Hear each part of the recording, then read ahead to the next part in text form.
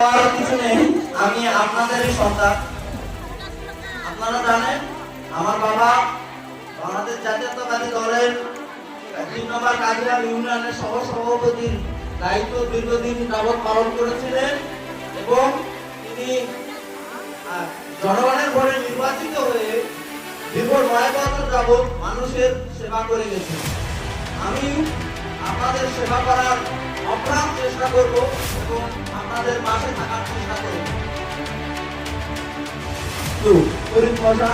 এবং এই সভা যারা সভাপতিত্ব দায়িত্ব পালন করছেন এবং প্রশাসনিক দায়িত্ব পালন করছেন সবাইকে রইল আমার শুভেচ্ছা এবং আদাব। সবচেয়ে বড় কথা, বাংলাদেশ একটি ছোট দেশ, কিন্তু এই দেশে হিন্দু মুসলিম বৌদ্ধ খ্রিস্টান আমরা সবাই রয়েছি।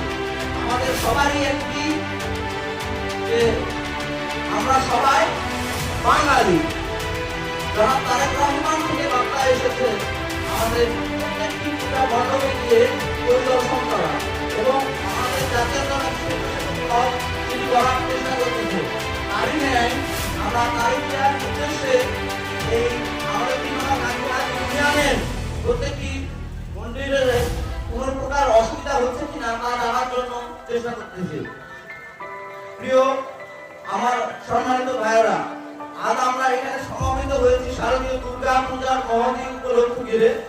দুর্গা পূজা কেবলমাত্র সনাতন ধর্মীয় উৎসব নয়, এটি আমাদের বাঙালির ঐতিহ্য এবং আমাদের মিলন মেলা। এই দুর্গা পূজার মাধ্যমে আমাদের ভ্রাতৃত্বের বন্ধন এবং সাম্প্রতিক যে মহা উৎসব, সেই উৎসবকে আরো দীর্ঘতর করে তুলবে।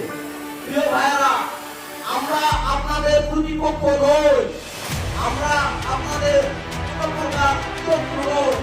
আমরা আপনাদেরই এবং আপনাদের সকল প্রকার সুবিধা অসুবিধা দেখার জন্যই বাংলাদেশ জাতীয়তাবাদী দল প্রতিষ্ঠা করেছিলেন।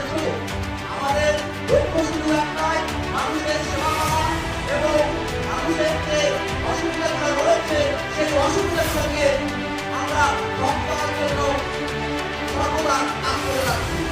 আপনারা অবশ্যই আমাদের জন্য আশীর্বাদ রাখবেন। আমরা যেন এই ৩ নম্বর কাজিরাম ইউনিয়নে যত প্রকার দলীয় উন্নয়ন আছে, সকল প্রকার দলীয় উন্নয়ন আমার আহ্বায়ক এবং আমার হাত ধরে এই এলাকায় করতে পারি, এই প্রত্যয় রাখি। আমি আমার সকলকে বক্তব্য এখানে শেষ করছি। সকলে ভালো থাকবেন, সকলের প্রতি রইল শুভেচ্ছা।